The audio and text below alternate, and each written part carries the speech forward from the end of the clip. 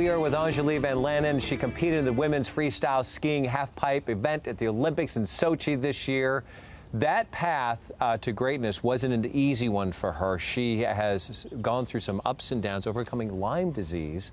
And we're going to hear about this amazing story and journey of yours. But first of all, having this event in the Olympics, wow, that carries a lot of meaning and says a lot, doesn't it? It was an amazing milestone for our sport. It was the first time, right? Yeah, it was the inaugural event where free skiing was in the Olympics. Wow. Well, we're going to get into a little bit of what that journey was to get there, because I know for you it was sort of a comeback. But we have a clip we want to show. This is what we're going to see of you is the halfpipe. This is the Grand Prix and the run that got you a spot on the Olympic team. You ready for it? You want to see it again? I want to see it. Let's take a look. What do you say, ladies and gentlemen? Let's bring some noise for Angeli VanLaanen. Angeli VanLaanen, well known for charging the pipe. Look at this huge critical to start things off. Right into a lofty left side 540 mute. 540 the other way. Landing high on that wall. Right into the 720, Angeli. What? Switch right three, staying real big. Oh, Angeli. Just one more wall to go. The power. And hangs on. Puts it together. Oh, yeah. That is a pipe run. Angeli VanLaanen. And she's into the high 80s with an 88.20. And that puts her on top. You look like, you're just gliding along so effortlessly, but how fast are you going? I have no idea what the miles per hour would be. Would you get some air? Like how high? Yeah, with the momentum brings more amplitude, so we definitely carry a lot of speed. So you were out for, 10 years from this sport? Is that accurate? I was misdiagnosed for 14 years, having Lyme disease, and had to take 3 years off from skiing to regain my health, but then returned last season, and that was my comeback season, and then this year, coming in as an Olympic hopeful, a dream come true. To be able to do this. Okay, so the Lyme disease, you said 14 years undiagnosed. Is that common? Unfortunately, it is very common. The range of symptoms is so varied that doctors are often confused by people's illnesses. They come in with some ailment. And what were yours? Yeah. First of all was a lot of fatigue, muscle and joint pain, and I developed neurological symptoms later on in the years that I was dealing with this illness. All while you were trying to do your sport? Yes, I was getting into my athletic career, having Lyme disease, and through my career with the pressure that your body is under, my symptoms progressed and my health declined. Well, did they tell you had an autoimmune disease of some sort and they weren't able to do anything for you? Rheumatoid arthritis?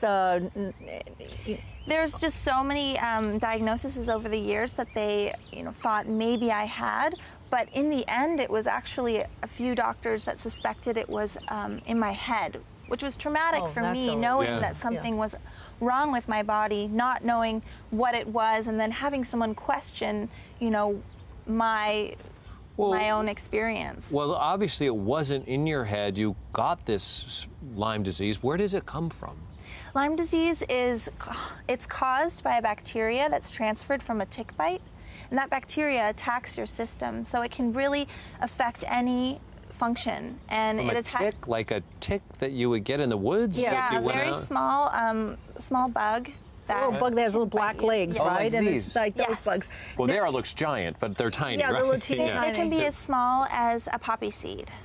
Now, when this happened, though, finally you were diagnosed. How did that happen, where you were finally diagnosed with Lyme disease? After years of not knowing what was wrong, my family knew my struggles, and my aunt had seen a documentary on Lyme disease, and she saw so many of the symptoms in this film that I was having. She suggested I go to my doctor and be tested for Lyme disease. One was that we were talking as we were visiting your segment was fibromyalgia. Now, my brother has that, and again, you know, I've talked with him about it, and he says, or he has those symptoms, and again, they kind of go, well, it kind of is, and they don't know if it is. Like, it's one of those random things.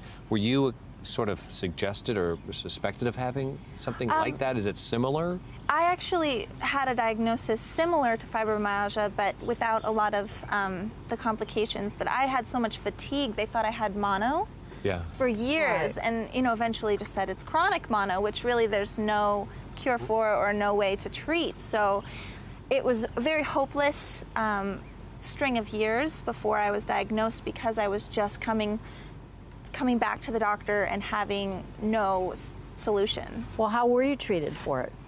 When I was diagnosed, I went to a specialist in New York and had a high dose of antibiotic treatment for 3 years straight. So because it's a bacteria, That's a it's lot. Wow. killed off Yeah. with antibiotics. Takes But that it's long. very hard on the body. Is it normally that long if you have Lyme disease? I mean, it was because you had it for so long that the Yes. treatment was longer? Because if you just diagnosed with it, how long are the treatments for it? It depends on how long you've had it and how much it's affected your body. The bacteria has attacked your body. So for people who catch it early on, they're able to treat it just within a matter of weeks. But if you go years without a diagnosis like I did, then it can take years to cure. Do you remember, did Yeah. you get a tick bite? Is that how you got it? Do you remember that at all? I lived in the Midwest for 1 year when I was younger, and that was when I developed all of these ailments and mystery Yeah. health issues. And that year I was bit by one tick that I remember, but was in an area that was prevalent for having ticks and Lyme disease. Sure. Are you cured now? It's definitely something that there's no test to know for sure if you're cured, because they don't know if the bacteria is completely eradicated from your body. But I'm over 2 years in remission and going through my athletic, comeback in the Olympics. And you feel healthy? There's nothing? I feel amazing. So we call it being in remission. Yeah. But technically there's no cure, but I feel very strongly that there is a way to overcome this So disease.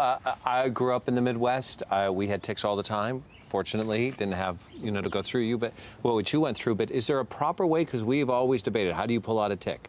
How do you get it out? Yeah. With tweezers, and you want to pull it at the angle at which it is bitten into the person or animal. Okay.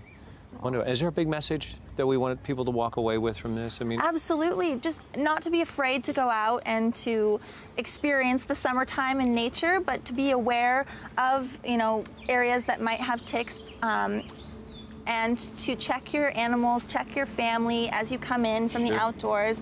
Make sure that everyone's been checked for ticks, and if you find one, save the tick, bring it to your doctor, have them test the tick and you for Lyme disease, and just be aware of the symptoms. If someone's having health issues, they can't figure out what's going on, suggest maybe that they get tested. wonderful. Thank you so much for being Thank here. you. sharing Thank your you so much stories. for having It was me. Great. I maybe want to go for one of those ski things. What do you call Well, I it? A thought you were half gonna pipe go for a chest. freestyle Yeah, no. flip? Yeah, I'd be really bad at that. Angeli, you can visit her blog and Twitter pages, and it's all up on the screen right now. And for more information on Lyme disease, on our Home and Family Facebook page.